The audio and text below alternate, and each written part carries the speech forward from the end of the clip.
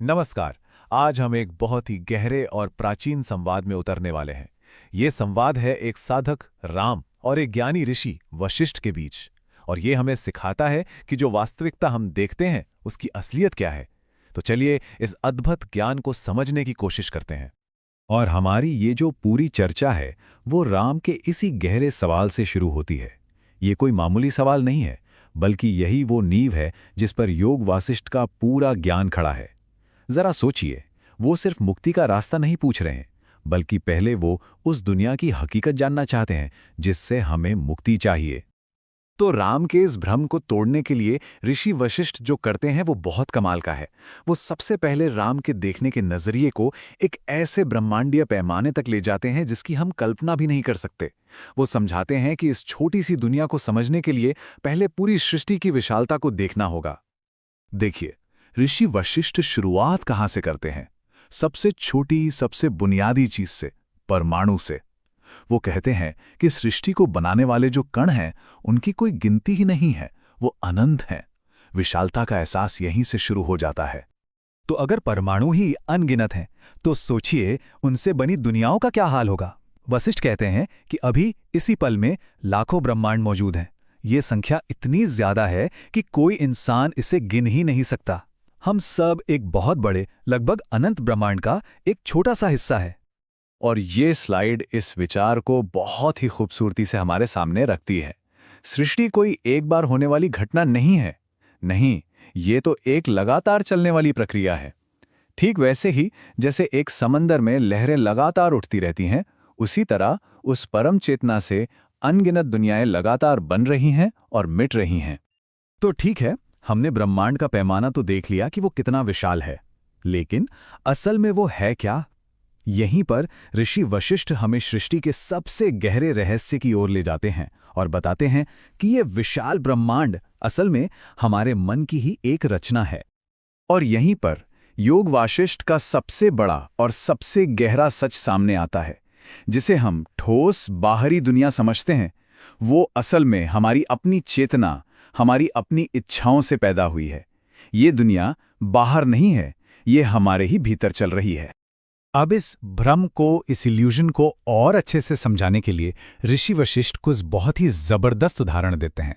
वो कहते हैं कि ये दुनिया उतनी ही झूठी है जैसे किसी भ्रम में महसूस होने वाला भूकंप या आसमान में मोतियों की माला का दिखना। ये बिल्कुल एक सपने में दिखे शहर की तरह है, जो सपने के दौरान तो एकदम सच लगता है पर असल में होता नहीं है। तो इस पूरे विचार को अगर हम एक शब्द में कहें तो वो है मानसिक प्रक्षेपण या मेंटल प्रोजेक्शन।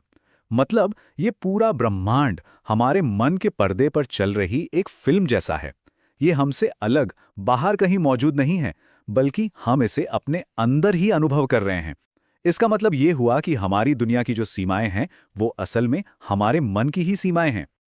अच्छा, तो ये जो भ्रम है, ये जो इल्यूजन है, क्या ये बस एक बार होता है? नहीं। वशिष्ठ आगे बताते हैं कि एक बहुत बड़ा चक्र है जो सभी के लिए, यहाँ तक कि सबसे महान आत्माओं के लिए भी बार बार लगातार दोहराया जाता है। और ये बात तो सच में चौंकाने वाली है। वशिष्ठ कहते हैं कि ये जो संवाद हम पढ़ रहे हैं, ये भी पहले हो चुका है और आगे भी होगा। यहाँ तक कि व्यास और वाल्मीकि जैसे महान ऋषि और खुद राम और वशिष्ठ भी इसी अनंत चक्र का हिस्सा हैं। सब कुछ दोहराया जाता है। इस बात को और साफ करने के लिए वो महान ऋषि व्यास का उदाहरण देते हैं। वही व्यास जिन्होंने महाभारत और पुराण लिखे, वो भी इस चक्कर में बंधे हैं। उन्होंने 10 बार जन्म लेकर महान काम किए हैं और अभी 8 बार और जन्म लेंगे। हर बार वही महान काम करेंगे और फिर कहीं जाकर उन्हें अंतिम मुक्ति मिलेगी। तो सवाल ये उठता है कि अगर सब कुछ एक भ्रम है, एक सपना है और बार बार दोहराया जा रहा है, तो फिर इसका हल क्या है? रास्ता क्या है? यहीं से हमारी बात अब समस्या से समाधान की ओर बढ़ती है। और वो समाधान है इसी जीवन में जीते जी मुक्ति को पा लेना। इस अवस्था को कहते हैं जीवन मुक्ति। ये उस इंसान की हालत है जो दुनिया की सच्चाई को जान गया है।